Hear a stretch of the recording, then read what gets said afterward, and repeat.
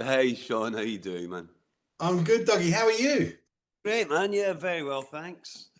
Exciting times for you guys. It is exciting. We're very excited. I mean, simultaneously, we're excited to be coming back, but also embarrassed about how long it's been. So, it's mixed feelings, but we can't wait. We cannot wait to come back, and we're so sorry it's been so long. Well, it's incredible. 2001, I didn't realize it had been that long. And so much has happened as a band for you. So many releases, music continually coming out. But Yeah. yeah, and of course, looking at the dates, you get to go around the whole country. We're blessed to see you first here in Perth, which is great. And you managed to dodge the English winter. Yeah, I know. Well, we were just talking about that. The girls were saying that it's going to be very, very warm when we're here, when we're there, and Scottish people are not built for the heat. It's going to be, we're going to have to be very careful. Well, I'm from the southeast of England, so it's taken me 14 years to get used to it, and I still don't get used to the hot sun on a Christmas day. No, that's just weird. Sorry. I mean, I think we're actually we fly to Tokyo first for a couple of days rehearsal, and I think we're flying on New Year's Eve. Well, so Wow. that's going to Hogmanay, as they call it in Scotland. But I think that's just going to be very confusing because when will we celebrate the bells, or is it just going to be like, you know? It's 3 nights of New Year's Eve for you, but it's There you also go. going to be a whole tour of New Year's Eves for us because it was such an iconic album, and it's one of those rare albums that when I put it back on the other day, it's one of those albums that jumps me straight back to that year. Um, Yeah. I've still got my original CD here. I brought it with me in Australia. It's in my rack. I put it on the other night, and it just transported me back straight away to those wonderful times when TV was great. You were on Chris Evans had a massive love for your music at the Yeah. time, and I remember all that being on the radio with him and stuff like that. What is it about that album that's kept it so fresh? It's funny. Because you don't listen to your own stuff. Well, I don't anyway. I don't listen to our own albums very much at all, unless I've forgotten how a song goes, and then I have to relearn it. But we did The Man Who about 6 years ago. We did a handful of shows in Britain, just in the UK. We did The Man Who as a full album, as a performance, and um, and it was really, like you say, it was very much like I was completely transported back, but not to kind of seeing it on TV, but to making the record. I was back. It was like I was standing on stage playing, but with certain songs, I was in Mayfair Studios in London with Nigel, and I was playing what they call the glass harmonica, which I'd completely forgotten about, which is like basically just tuned wine glasses, right, for the drone at the in Driftwood. And I was like, oh God, I've forgotten about that. And I'm off in a world. There's a couple of thousand people standing there, and I'm just in my own in this realm of kind of outside of time and space. But it's very much like that record. It exists in a very strange thing, and it's after we'd finished making that record, Nigel said to me, he was like, oh, because he was coming off the back of OK Computer, which was like his Dark Side of the Moon. And he said that he was wanting to make his Hunky Dory, and it's definitely got echoes of. I'm not comparing the records at all, but in terms of it's like records that have where the songs are atmospheres rather than songs. Almost they take you into another place, and it's got a cohesive atmosphere. This autumnal kind of pensive but comforting, magnetic kind of feel to it that you're drawn into it, and just got a little bit of magic to it. It's one of those records that has a little bit of magic to it, and there, when a record's like that, and it wasn't in a way it wasn't the record that we kind of thought we were going to make until Nigel came in and created this world. Yeah, yeah. Because of course the debut album was a lot rockier, and it was Mm. quite a different. A lot of the fans from that first album would have sort of gone, "Whoa, what's happened here, and why?" and what have you. But I mean, and as you just saying about the whole album, the four big hits were, Mm. even now, I get goosebumps thinking of Turn. I had it on today at work.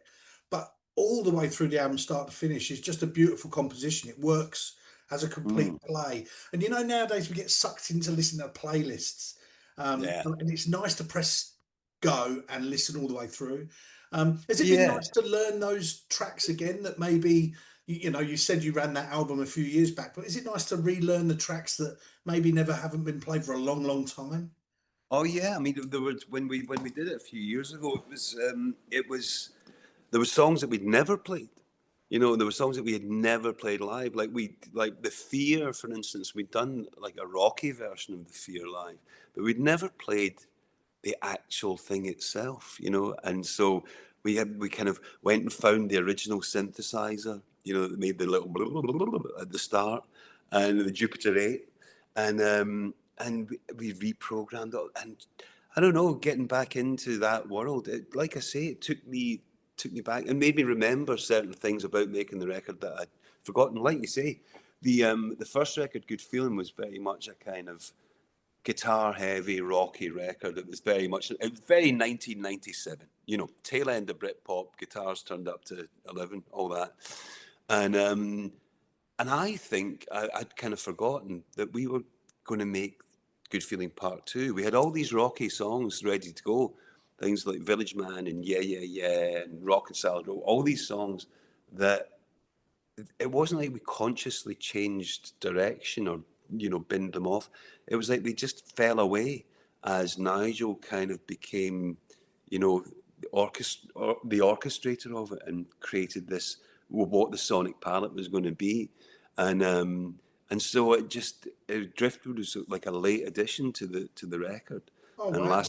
last laugh of the laughter and things like that, just the weirder kind of things, which now seem kind of like, well, obviously they're familiar, but they were quite strange for us at the time. So as you kind of mentioned, it was like, I think some people that had liked the first record were like, what?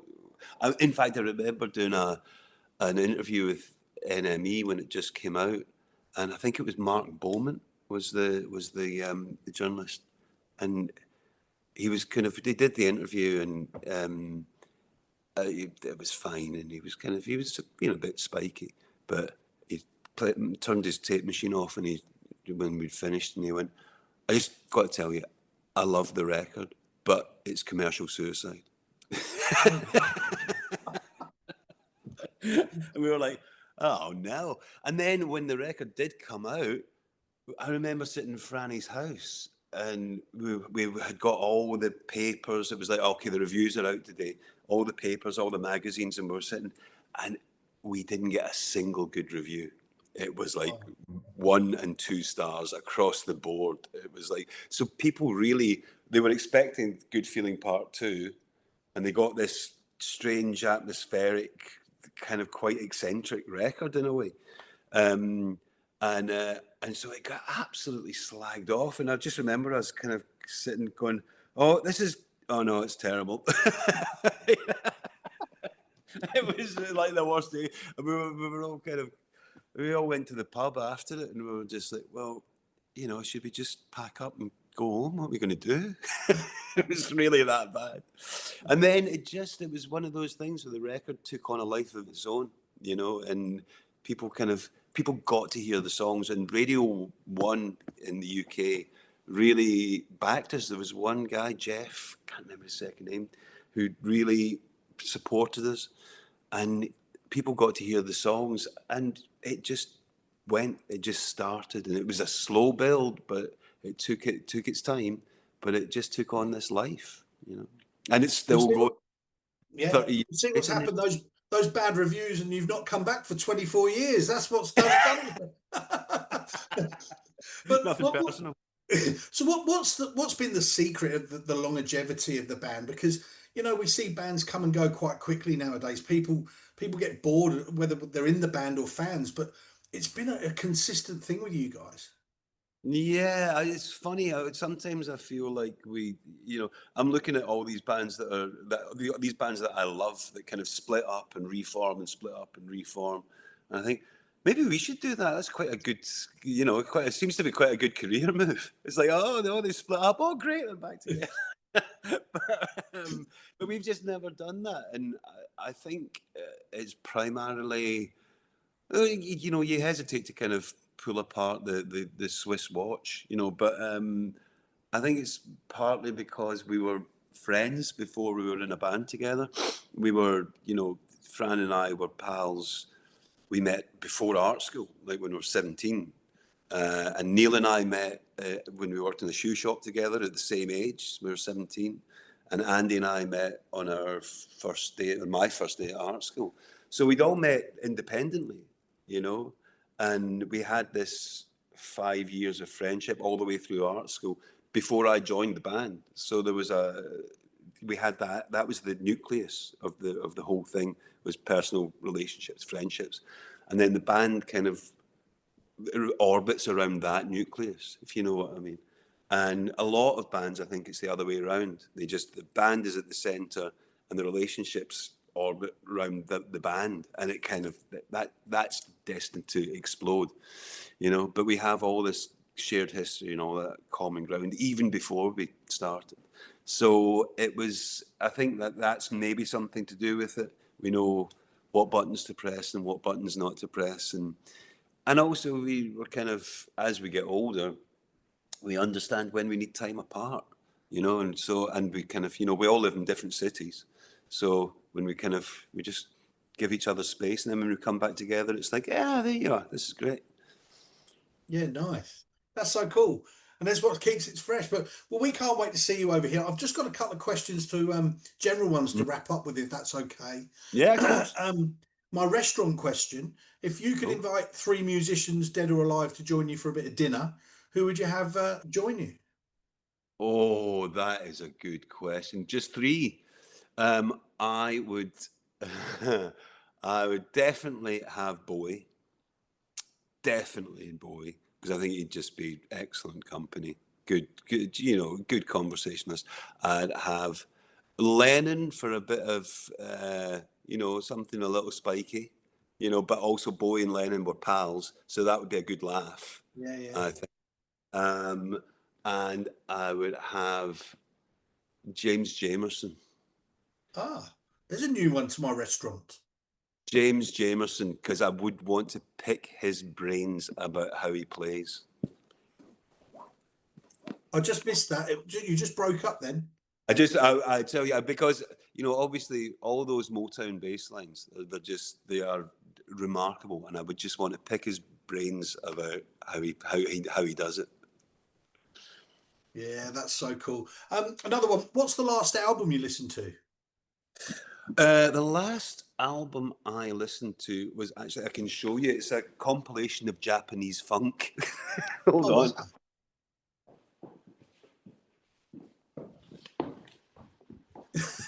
Getting ready for your Tokyo trip. Yeah, compilation of Wamono A to Z Volume 2, 1970 to 1977, Japanese funk. It's excellent. Wow. It's well worth a listen. I don't know even how I'm gonna type that into Spotify to find the name of that band. Fantastic. My very final question, Dougie, I won't keep you any longer. If you could be credited with writing any song ever written, what song would you choose? Any song ever written. Happy Birthday. I've already got that one. If I could be credited with writing any song ever written, I think I would go for a song called "Who Can I Be Now" by David Bowie. It was meant to be on Young Americans, but was taken off at the last minute when Bowie and Lennon did Across the Universe. And but it's a masterpiece, a mini miracle, that song. Wow, I still love watching him in that clip with extras with our like, it's so funny. It goes to show what a wonderful sense of humor he had as well. Come here, I can't hear you, love. Thank you so much for your time. We can't wait to see you get over here for the new year. I mean, and for you to open the shows here in Perth, it will be the perfect start to the new year for me. I'll be getting Well, down to that. we can't wait either. We're so delighted to be back. Brilliant. Thank you so much for your time. There's no problem.